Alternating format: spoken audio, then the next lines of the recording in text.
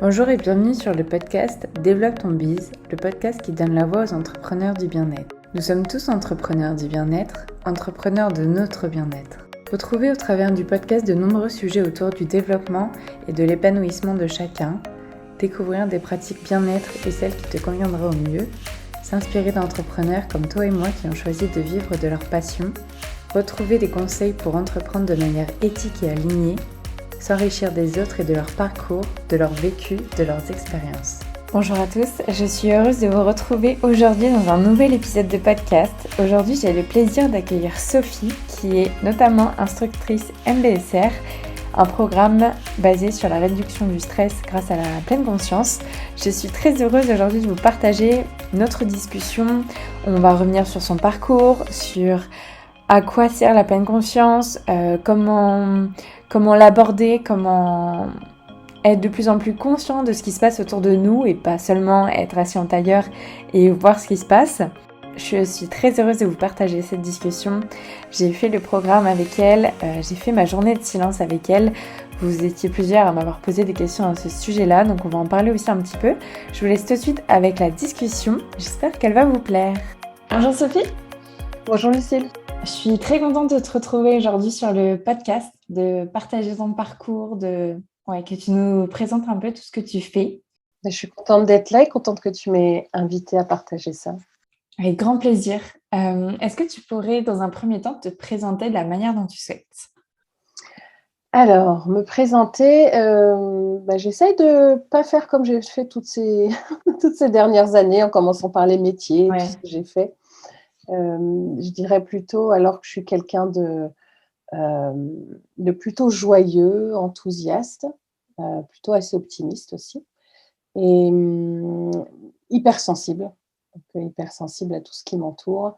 Et aussi sensible du coup et touchée par à la fois ma propre souffrance que je vis au quotidien comme chaque être humain, et du coup la souffrance des autres, la souffrance du monde. Et donc finalement quand je regarde en arrière, je me rends seulement compte maintenant que tous les métiers que j'ai exercés finalement avaient un lien avec le prendre soin, de près ou de loin. Donc finalement il y a quelque chose qui était là en fil rouge dès le début. Trop bien, tu me fais une très belle transition. Est-ce que tu pourrais revenir un petit peu sur ton parcours, sur peut-être les grandes étapes de ta vie, comment ça s'est passé ? Ouais, alors au départ, moi, je voulais faire un métier qui rapporte de l'argent, en fait. Je voulais vraiment gagner plein d'argent et donc je me suis dit: «Le seul métier qui fait gagner plein d'argent, c'est médecin». Donc je vais démarrer des études de médecine et puis comme beaucoup de gens qui commencent des études de médecine, il y a très peu d'élus finalement et donc j'ai pas fait partie de ça mais voilà, après je suis partie dans des études ça s'appelait d'ingénierie de la santé, donc c'était pour être responsable qualité, dans les établissements de santé notamment et c'est ce que j'ai fait pendant une quinzaine d'années, à l'hôpital. Donc c'était, s'assurer de la qualité des soins des patients, évaluer les pratiques professionnelles. Donc c'est pour ça que je dis qu'il y avait déjà un prendre soin, parce que l'idée c'était que la prise en charge des patients, elle soit, le plus sécurisée et le moins difficile possible pour eux. Et j'ai eu la chance, en fait, et aujourd'hui je dis que c'est la chance, mais j'ai eu la chance d'avoir un N+1 à la fin exécrable. Qui m'a poussée à faire un bilan de compétences et à quitter en fait la structure dans laquelle j'étais. Donc sur le coup, je ne l'ai pas remercié, mais c'est vrai que là aujourd'hui, a posteriori, je me dis c'est aussi grâce à lui que j'en suis là. Ça fait partie de mes petites gratitudes parfois. Et ce bilan de compétences m'amène à un truc complètement différent qui a été de m'occuper de la communication et de l'événementiel dans l'association qui faisait la promotion de l'agriculture bio, dans le Nord-Pas-de-Calais, où là je me suis vraiment à la fois éclatée et aussi très, très, très investie. Et donc au bout de 3 ans, j'ai rencontré un épuisement professionnel et donc j'ai dû arrêter cette activité. Et là aussi, sur le coup, c'est difficile à vivre, un épuisement, un burn-out, mais a posteriori, à nouveau, je remercie ce qui s'est passé, je remercie là où j'en suis arrivée, parce que c'est à ce moment-là, en fait, que j'ai rencontré la pleine conscience par Emmanuel, qui est toujours mon époux depuis. Et j'ai rencontré donc le programme MBSR de réduction du stress. Et ça m'a donné envie d'abord d'enseigner auprès des enfants et des ados. Je me suis formée à la méthode d'Eline Snell, calme attentif comme une grenouille. Et j'ai enseigné cette méthode en fait pendant 5 ans à la fois dans des groupes, d'enfants qui venaient comme ça, qui se rassemblaient d'un point de vue plus particulier, puis aussi dans les écoles, dans les collèges, donc vraiment de 3 ans. Des fois, j'intervenais en toute petite section avec des tout petits bouts de chou, puis des fois au collège avec des plus grands. Donc c'était une belle expérience et en même temps, je sentais bien qu'offrir cette bulle de douceur, cette écoute qu'on a avec la pleine conscience, le fait de leur permettre d'être qui ils sont sans jugement, je trouvais que c'était très beau à offrir et en même temps, il y avait ce pendant avec les encadrants qui étaient là, les enseignants ou les parents OK. qui, eux, ne connaissaient pas la pleine conscience, ne pratiquaient pas et qui donc qui attendaient juste que ce soit un moment pour calmer les enfants, leurs enfants ou les enfants de la classe et du coup, j'étais vraiment en désaccord avec ça. J'étais très mal à Ouais. l'aise d'offrir cette douceur, cette gentillesse et après, que les enfants repartent dans des trucs où ils étaient punis, jugés, humiliés et vraiment j'ai été témoin de ça. Donc j'ai orienté à nouveau mon parcours de pleine conscience sur, l'enseignement de la pleine conscience auprès des adultes, heu, pour vraiment que ce soit les adultes qui rencontrent la pleine conscience et après du coup ça découle sur leurs propres enfants, sur les enfants dans les classes. Donc c'est ce que je fais aujourd'hui. J'enseigne donc le programme MBSR de réduction du stress aux adultes et puis, une petite casquette sur, manger et vivre en pleine conscience, parce que c'est des sujets qui me touchent aussi. Puis depuis quelques mois, une activité plus liée aux femmes, parce que ça me touche aussi notre condition de femme, dans le monde, comment on est perçu, comment on vit, tout ce qu'on a apporté. Je dis pas que les hommes portent pas, hein, bien sûr, mais voilà, il y a quelque chose de particulier en tant que femme qui me touche et dans les femmes que j'accompagne et ça me nourrit beaucoup. OK, trop bien. Je voulais revenir un peu, à ta première activité où tu nous as dit que tu avais fait un bilan de compétences. C'est vraiment que tu souhaitais changer d'activité? Parce qu'en soi, si c'était, surtout ton N+1 qui était, vraiment énervant quoi, tu sais, tu aurais pu changer d'endroit? C'est vraiment que tu avais aussi un épuisement au niveau de ton activité ou? Ouais, je sentais que j'avais un peu fait le tour de ce côté assurance qualité, rédaction des procédures, accompagnement, audit, tous ces trucs-là et que j'avais envie d'aller vers autre chose, vers quelque chose plus en lien avec la terre, ça c'était sûr. OK. Dans ce bilan de compétences, ça m'a fait mettre en exergue soit une activité autour de l'agriculture biologique, ça pouvait être hyper large, soit une activité autour de l'humanitaire Ouais. et bon, en creusant autour de l'humanitaire, en tant que jeune maman, c'était pas tellement possible de m'engager à Mmh. partir, loin, donc vraiment j'ai exploré cette voie-là. Il y avait un besoin d'aller vers autre chose, d'être encore plus au service des gens en fait, et de la planète que ce que je pouvais vivre, dans mon métier. OK. Et ta découverte avec la pleine conscience et le fait que tu étais vachement plus impliquée dans cette pratique, qu'est-ce que tu penses que tu venais, chercher? Que ce soit des attentes, tu sais, très précises ou même juste de manière générale, pourquoi tu étais intéressée par, la pleine conscience? Alors au départ, si je veux être vraiment hyper transparente avec toi, c'était, mon 1er MBSR, je l'ai fait pour soutenir Emmanuel en fait. Je me suis OK. dit: «Allez, c'est son activité, il la lance, je vais aller faire son 1er groupe comme ça, à la fois je le soutiens, puis à la fois je découvre ce qu'il fait». Parce que je sentais bien qu'avec cette pratique, il y avait un peu un écart qui se creusait entre nous, entre ce Mmh. vers quoi il allait et enfin là où j'étais restée et donc j'avais pas trop envie que ça se creuse encore plus, donc j'ai voulu vraiment aller voir ce qu'il était en train d'explorer et donc du coup, j'ai bien fait et donc la première intention vraiment c'était ça et après quand j'ai découvert, ce que ça m'apportait dans, la gestion de mon stress notamment, hein, la Mmh. gestion des attentes, du coup, j'ai pratiqué vraiment pour moi-même et avec cette intention de transmettre. Une fois que j'avais goûté à ça, je me suis dit: «Mais je peux pas le garder pour moi, il faut que je». C'est comme s'il y avait une pulsion un peu viscérale de tu Ouais. as besoin de le partager avec les autres et c'est tellement merveilleux, c'est tellement transformateur, ça adoucit la vie, je peux pas le garder, en fait. Ouais. OK et ça fait combien de temps là maintenant du coup que tu pratiques, vraiment la pleine conscience? Enfin en tout cas que tu as découvert, J'ai commencé en 2013. OK. Ouais, donc ça a bientôt 10 ans. Ouais. Mmh. Et là, si tu devais nous peut-être nous faire un peu un bilan de comment tu as traversé, du coup, ces quasiment 10 années, comment ça s'est passé pour toi?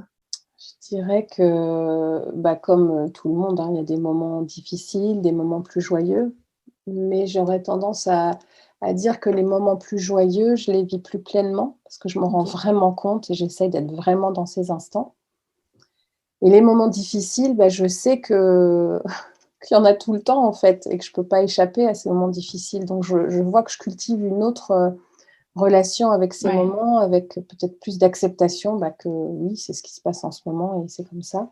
Ouais, tu peux pas lutter contre, ça. Voilà. Mmh. Alors, je dis pas qu'il y a pas des fois où je résiste et que je suis en complète Oui, résistance à cet événement, difficile, mais et il faut pas subir non plus. voilà, c'est ça. Il y a Mmh. plus, j'ai l'impression, d'acceptation Ouais, et plus de détachement parfois, et du coup, ça fait un peu moins souffrir. Et ce qui me marque le plus, en fait, c'est avec les enfants et donc on a 2 enfants là qui ont 20 ans et 15 ans. Hem, la pleine conscience, en fait, elle m'amène à me rendre compte de ce que je projette sur eux, des règles que j'ai envie de mettre pour eux, de l'orientation que j'ai envie qu'ils suivent, de ce que j'aimerais qu'ils fassent en tant que maman et avec toutes les projections que j'ai, de ouais. toutes les envies, et de me rendre compte que, finalement, c'est pas ce dont ils, ont besoin, ou c'est pas ce qu'ils veulent finalement. Et donc ça m'aide beaucoup parce que je viens d'une famille hyper,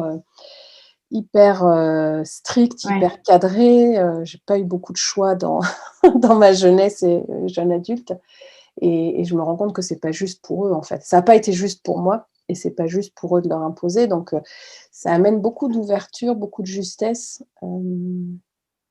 et ça, je peux dire que j'en suis même assez fière finalement, parce que quand je vois leur évolution, c'est pas du tout comme la société voudrait. Ils sont pas dans des études comme on pourrait imaginer, et en même temps, je vois qu'ils s'épanouissent vachement, et pour moi, c'est ça le principal, en fait. Ouais, carrément. Trop bien.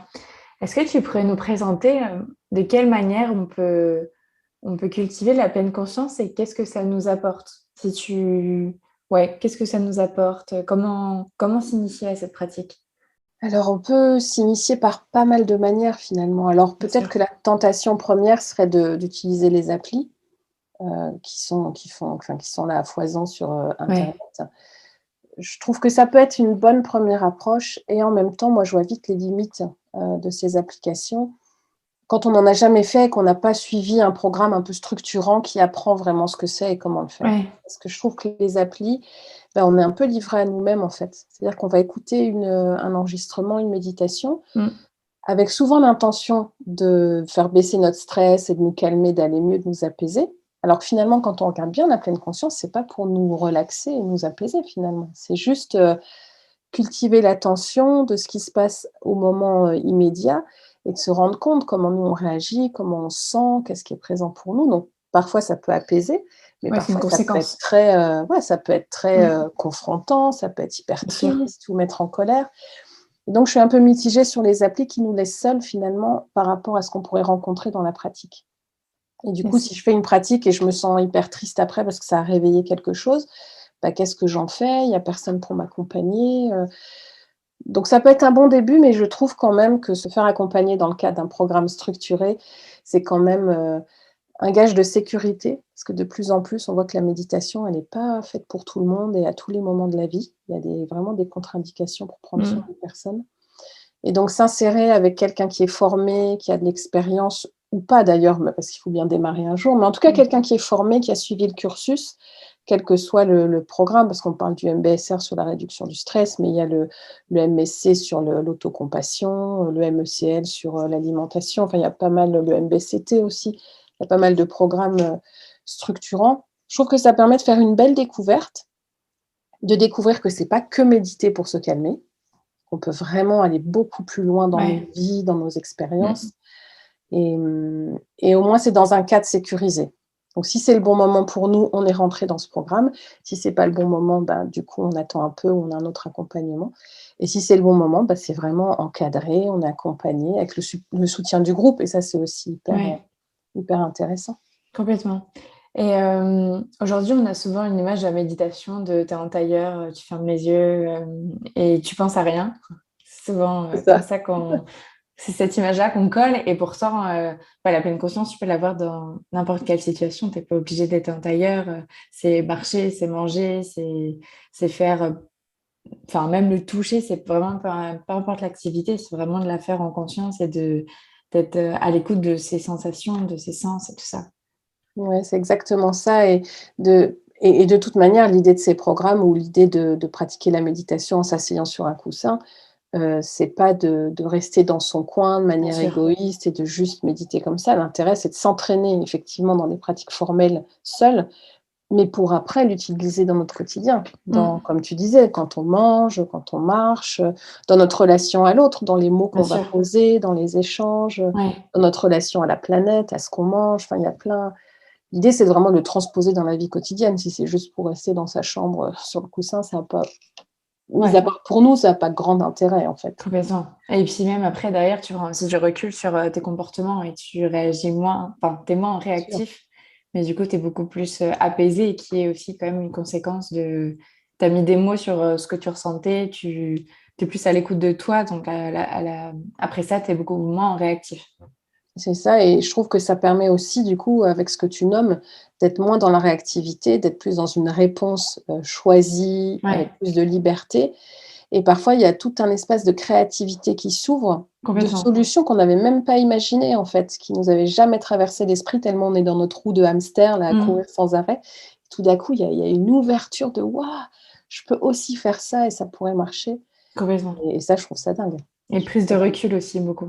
Ouais. Complètement. Tu nous as beaucoup parlé du programme MBSR. Est-ce que tu pourrais nous le présenter, nous expliquer comment tu l'organises? Alors ce programme MBSR, donc c'est la réduction du stress basée sur la pleine conscience. C'est vraiment inspiré d'un programme qui est né dans les universités américaines, initié par John Kabat-Zinn, qui est un des pionniers, sur ce sujet et donc ce programme, ce que j'aime, c'est qu'il a une base scientifique, en fait. Il repose Ouais, vraiment sur une démarche scientifique. Il y a tous les ans, il y a plus de 1500 articles de publications scientifiques, donc il y a vraiment une bonne assise sur, les bénéfices qu'on peut en attendre. Et donc ce programme, c'est un programme qui se déroule en 8 semaines. On se voit entre 2 heures et demie et 3 heures toutes les semaines. On a aussi une journée de pratique un peu plus intensive et ça nous permet vraiment de découvrir ce que c'est que la pleine conscience, de la pratiquer ensemble dans le groupe, de la pratiquer aussi à la maison tout seul pour s'entraîner, de manière à vraiment, expérimenter nos modes de réactivité comme tu disais, expérimenter notre manière de fonctionner avec les autres, nos modes de communication, de heu, perception. de perception, Mm. reprendre aussi contact avec le corps parce qu'il y a beaucoup de mouvements conscients, d'étirements et donc de sentir le corps, de retrouver des sensations parce que finalement il y a plein d'infos et de signaux qui arrivent d'abord par le corps. Mm. Donc ça l'un ne va pas sans l'autre en fait. Quand je suis hyper en colère, avant d'avoir les mots qui déversent et qui sortent de ma bouche, il y a tout un mécanisme dans le corps qui Bien se met en sûr. marche et qui me permettent de me dire: «Oh là, attention, tu es en train de monter un peu dans les tours» et du coup, de là naît cet espace de liberté où je peux dire: «Bah, OK, je sens ça et je vais quand même déverser, ce que j'ai à déverser» ou au contraire, je sens que c'est là et je peux aller, respirer un coup, marcher ou, voilà, faire autre chose pour pas déverser ce que j'ai à déverser. Complètement. Et tu en as parlé brièvement, mais il y a aussi une journée de silence. Ça, je trouvais, parce que donc moi, j'ai fait le programme MBSR et la journée de silence, je trouvais que c'était une grosse étape. Et quand j'en parlais autour de moi, c'était un truc de fou de réussir à faire une journée de silence. De ton œil, j'aimerais que tu nous partages un peu ta vision de cette journée-là, comment tu la vois. Cette journée, pour moi, dans ce programme, elle a pour intention vraiment d'intensifier, heu, la pratique et de se plonger au cœur de soi, sans parole, sans contact oculaire avec les autres. Du coup, c'est vraiment moi avec moi pendant toute cette journée et ça permet d'aller, à mon sens, d'aller toucher vraiment un peu plus qui on est, Mm. d'être plus en contact avec ce que nous sommes et c'est pour ça que moi, tous les ans, j'essaye au moins d'avoir une ou 2 retraites de 5 à 7 jours en silence pour, alors des fois, quand je dis ça aux gens, ils me disent: «Quoi? Tu vas 7 jours en silence? Mais c'est pas possible, comment tu fais?» et en fait, c'est tellement riche d'être juste avec soi et c'est confrontant parfois parce qu'évidemment, on se retrouve avec, des modes de réactivité qui se mettent en place, et en même temps, j'en ressors à chaque fois, grandie. Même s'il y a eu Ouais, des moments difficiles, bien sûr. j'en sors grandie. Je me connais encore mieux, je vois mieux mes modes de réactivité. J'ai mis en lumière des zones d'ombre que je ne veux pas forcément voir et qui sont seulement visibles quand on prend le temps, en fait, de s'arrêter au moins une journée et parfois plusieurs jours d'affilée pour aller un peu plus profondément, et enlever un peu toutes les pelures de l'oignon, là, tu vois, toutes les Ouais, couches, d'aller toucher un peu plus au cœur. complètement. Ça, c'est beau. Est-ce que c'est la même chose que Vipassana ou c'est un peu différent, tes retraites sur plusieurs jours comme ça? Moi, j'ai jamais fait de Vipassana. Ok, Emmanuel en a fait. J'ai des amis, des collègues qui en ont fait. J'avoue que alors, dans mon esprit, la première Vipassana, je crois que c'est 11 jours. ok. Je suis pas sûre qu'il y ait des jours, enfin, une durée un peu Ok, moins longue. il me semblait que c'était 10 jours, mais ok. Ah, ou peut-être 10. Mais du coup, moi, 7, c'est déjà très Ouais, beaucoup pour ouais, moi. c'est Et vrai. donc, je me sens pas encore prête à faire les 10. Euh, et pourtant, je sens que, tu vois, si je te décris les journées, celles de 7 ou de 5 que j'ai fait, dans mon expérience, il y a 2-3 jours qui sont pour moi très insupportables. Ouais, le Qu'est-ce que début. je fais là? Oh non, j'ai pas envie. Quand est-ce que c'est fini? Et Ouais. puis après, il y a comme un basculement pour moi de quelque chose de plus profond, de plus apaisé. Et c'est vrai que je me rends compte que bah, du coup, il me reste plus que 2 ou 3 jours dans ce stade-là, et je suis vite à la fin.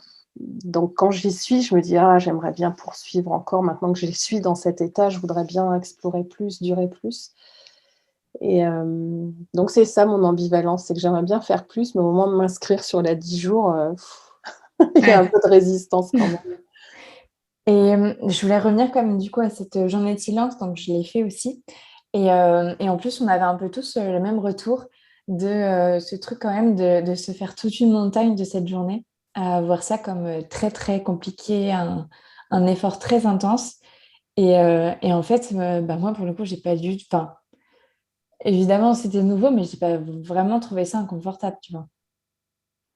Je pense que ça dépend des Bien personnes sûr. et ça dépend de la capacité à se rendre compte que ce ne sont que des pensées. Parce qu'en Ouais. fait, ce qui fait souffrir dans ces moments de silence, c'est j'ai pas envie d'être là, j'ai envie de faire autre chose, j'ai pas envie de sentir qu'il y a de la tristesse. Donc finalement, c'est que des pensées qui viennent Ouais. polluer la situation, le moment.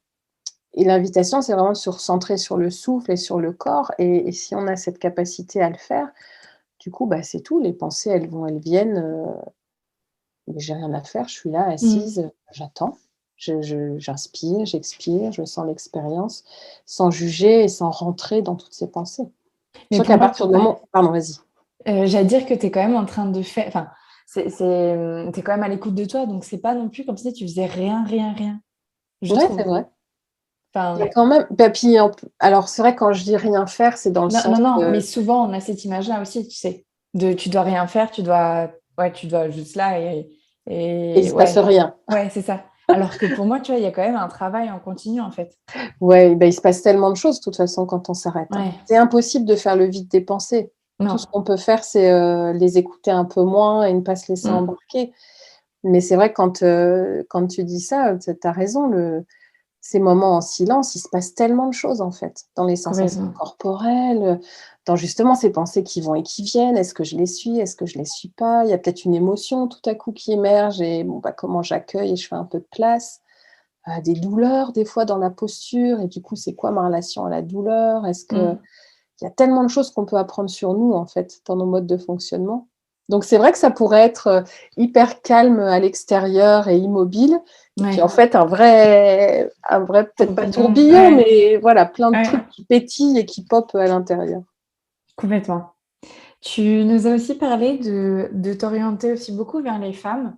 Euh, pourquoi tu as eu envie de t'orienter vers les femmes? Bah, je crois qu'il y a quelque chose qui m'appelle depuis plusieurs années et qui m'appelle au-delà de ma propre personne, j'ai l'impression. J'ai Ok. l'impression qu'il y a quelque chose dans ma lignée de femmes qui fait qu'aujourd'hui, bah, j'ai peut-être quelque chose à faire par rapport, peut-être à mes ancêtres, peut-être à d'autres femmes aussi que j'ai pu rencontrer. Et puis je trouve que la condition de femme, en tout cas la mienne, je trouve d'être femme, d'être épouse, de travailler, d'être maman, d'être fille, d'être sœur, d'être amie, je trouve que c'est hyper complexe en fait. Il y a tellement d'attentes de la société, un peu de cette superwoman qui doit savoir tout faire, tout jongler et en tout cas moi ça m'a mis beaucoup de pression et justement cette pratique elle m'a amenée à OK, bah, je suis pas parfaite, je fais du mieux que je peux. Ça m'a Bien amené sûr. beaucoup de douceur et j'ai envie de le partager, en fait. Je trouve qu'il y a tellement de femmes, soit que je rencontre dans le programme MBSR, soit on fait des méditations là le mercredi matin, Et dans leur partage, j'entends qu'elles sont épuisées, qu'elles se questionnent sur leur posture de mère, qu'elles questionnent sur, ce qu'elles ont vraiment envie de faire dans la vie, elles se rendent compte qu'elles prennent pas soin d'elles, elles font même pas une petite pause. Et il y a pas de jugement quand je dis ça, parce que j'en faisais partie de ces femmes qui prennent pas de pause et qui prennent pas soin d'elles, parce que mon premier objectif, c'est de prendre soin des enfants, de la maison, de mon job, du mari, Ouais, et finalement, avec cette pratique, je me rends compte que si je prends pas soin de moi d'abord, je suis pas en état de prendre soin des autres. Si je suis hyper complètement. énervée en fin de journée parce que je me suis pas arrêtée et que j'ai eu des trucs difficiles, comment je peux bien m'occuper des enfants sans être agacée ou... Donc il y a vraiment ça qui m'appelle d'offrir aux femmes, pour l'instant, juste un espace sécurisé où on peut venir déposer ce qu'on a à déposer, inspirer avec certaines pratiques et déjà juste s'écouter les unes les autres sur ce qu'on rencontre et avoir cet espace de parole où je peux vraiment dire ce que j'ai à dire avec authenticité, sans masque, sans rôle à jouer, sans devoir être quelqu'un de spécial comme je peux être, peut-être dans ma vie professionnelle. Je trouve que ça n'a pas de prix, en fait. On a Mmh, très peu d'endroits où on peut être, juste nous-mêmes et juste écouter. complètement. Et ça me fait penser beaucoup à l'image qu'on a quand on prend l'avion, de s'il y a un problème, de d'abord mettre son masque avant de mettre, le masque aux autres. Exactement. Parce que sinon tu peux pas assurer le reste, si toi tu es pas en sécurité. Ouais et ben c'est une super image et pour moi, ça reflète tout à fait, Ouais, et cet accompagnement des femmes et globalement la bien pratique de sûr. la pleine conscience. C'est Mmh, d'abord, je m'occupe de moi et je... Parce que ce que tu nommais sur la réactivité, il y a plein de choses, heu, pour lesquelles on réagit de manière hyper automatique et des fois virulente avec des gens, ouais, alors qu'en fait, maintenant avec la pratique, bah, peut-être qu'on se rend compte que cette réactivité, elle était pas juste, ni pour eux, ni pour nous et je trouve que complètement. ça gagne beaucoup dans la relation à l'autre. Ouais, C'est plus apaisant et de voir notamment et ça, c'est un truc que j'apprends en ce moment qui est pas toujours facile, mais de voir que quand il y a un comportement qui t'énerve ou qui m'énerve en face de moi, finalement, il est juste en train de me renvoyer quelque chose qui se passe en moi aussi mmh, et qui me touche. Donc ça amène aussi beaucoup de compassion et de gentillesse finalement vis-à-vis de l'autre. Alors j'en suis pas encore à le remercier de me mettre dans cet état-là, mais il y a un peu de ça en fait. Je ouais, pourrais lui dire merci d'activer tout ça en moi pour que je puisse, bah, l'accueillir, l'explorer, regarder ce qui se passe pour, peut-être lever des zones d'ombre ou mieux comprendre. complètement. Ouais, l'effet miroir, le côté, soit c'est quelque chose que tu acceptes pas chez toi ou, c'est quelque chose que tu veux Tout ou à fait. quoi et c'est ça qui peut énerver, chez l'autre. Ouais, exactement. Donc ça amène plus Complètement. de douceur, je trouve, dans la relation, Ouais, à l'autre aussi. à soi et à l'autre, ouais, Mmh. complètement d'accord. Tu organises prochainement une retraite, si je ne dis pas de bêtises. Non, tu as raison. Est-ce que tu pourrais nous en parler un petit peu, comme sous quel format, comment ça se déroule? Eh bien, écoute, c'est une retraite, donc exclusivement réservée aux femmes. Il y a pas d'intention d'exclure l'homme, mais on a très peu finalement d'endroits où on peut se retrouver entre femmes dans ce cadre-là. OK. Donc c'est ouvert aux femmes. C'est une retraite de 2 jours et demi, donc on fait 2 jours pleins, du vendredi soir au dimanche soir. Et l'intention, c'est vraiment de venir un peu poser nos valises, de s'arrêter dans notre course, effrénée du quotidien avec tout ce avec quoi on doit jongler, de se retrouver entre femmes qui ont envie peut-être d'aller mieux, envie de se poser, envie de prendre soin d'elles. C'est un groupe d'une dizaine de personnes, donc je trouve que c'est chouette de favoriser aussi l'intimité et de pas d'être dans Mmh, un truc à 40. bien sûr. Et globalement, on va à la fois faire des pratiques formelles, donc on va faire, de la méditation évidemment, puisque c'est ce que je sais faire le mieux, méditation, mouvement conscient. J'y inclus un peu de danse intuitive parce que j'ai découvert ça et je trouve que c'est incroyable, ce que ça peut amener. Et puis évidemment, ben, un sac de parole, tous les jours où, avec un thème, on va pouvoir échanger, venir déposer ce qu'on veut déposer. Et donc c'est des temps collectifs et aussi des temps individuels d'introspection, de réflexion, peut-être d'écriture pour certaines, de peinture, celles qui ont envie d'extérioriser aussi. On est à la lisière de la forêt, donc on pourra aussi aller, dans les bois, se balader. Et puis le soir, des cérémonies, puisqu'on a 2 soirées, des petites cérémonies autour du feu probablement pour, aussi venir, marquer ces instants qui sont importants pour nous. Et et je pense que j'ai gagné mon pari si les femmes repartent d'ici avec, à la fois reboostée Ouais. en énergie, qu'elle se soit reposée, parce que l'idée, c'est de se laisser porter par le programme, en fait, de ne pas réfléchir à quoi que ce soit et de se rendre compte qu'on peut prendre soin de soi, en fait, et qu'elles Bien peuvent sûr. vraiment, prendre soin d'elles, s'arrêter et ces moments un peu de silence et de pause où il y a pas grand-chose à faire, je pense que ça permet aussi d'essayer d'aller toucher un peu plus profondément qui on est vraiment et Ouais. quelles sont mes vraies envies, quoi. Au-delà de ce que mes parents m'ont appris de mes études, de la société, de là où je me trouve, est-ce que vraiment c'est de ça dont j'ai envie ou est-ce que je sens qu'il y a des petits trucs qui poussent à l'intérieur et que j'aimerais bien les laisser un peu germer, pour voir ça et puis on cuisinera ensemble parce que moi le côté cuisine me semble important, de partager ça aussi en groupe, ça peut être super sympa, parce qu'il y a aussi des pratiques autour de l'alimentation et du repas et de vraiment honorer ce temps qu'on passe à préparer ensemble, honorer les aliments, d'où ils viennent, comment ils ont été cultivés, heu et ensuite prendre le temps de manger, consciemment tout ça, pour vraiment goûter pleinement ce qu'on aura créé ensemble. OK, trop bien.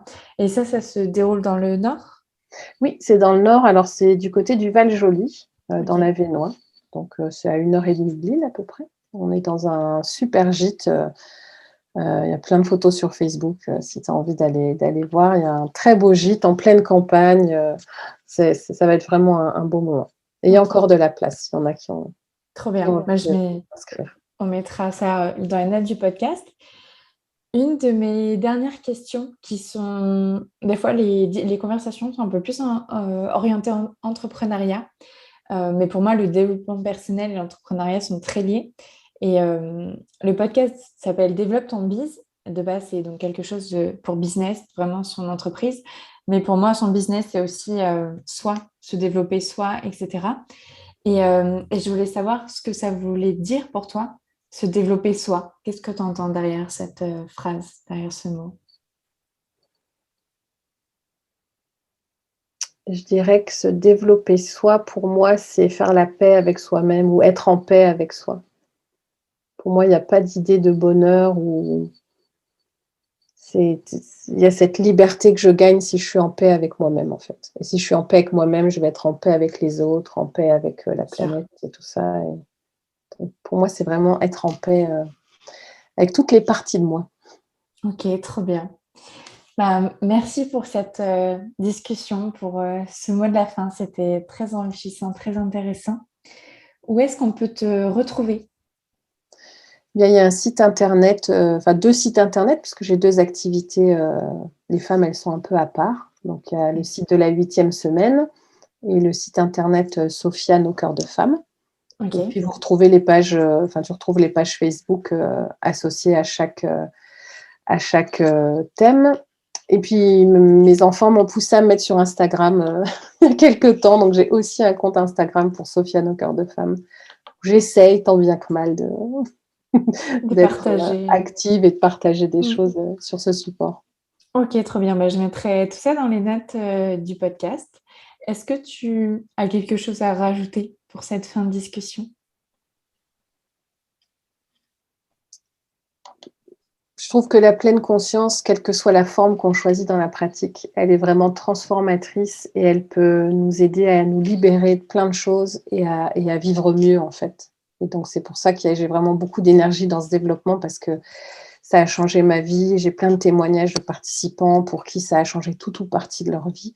Ça a vraiment un effet transformateur. C'est quelque chose, pour lequel on est autonome après. Une fois Mmh. qu'on a appris et qu'on sait faire, on n'a plus besoin de personne, on peut continuer et donc en ça, je trouve que c'est une pratique, tellement riche et qui pourrait tellement faire de bien à notre humanité. Donc Complètement. ce serait mon mot de la fin. Trop bien et si, j'avais un truc à rajouter, c'est quand même que c'est aussi accessible.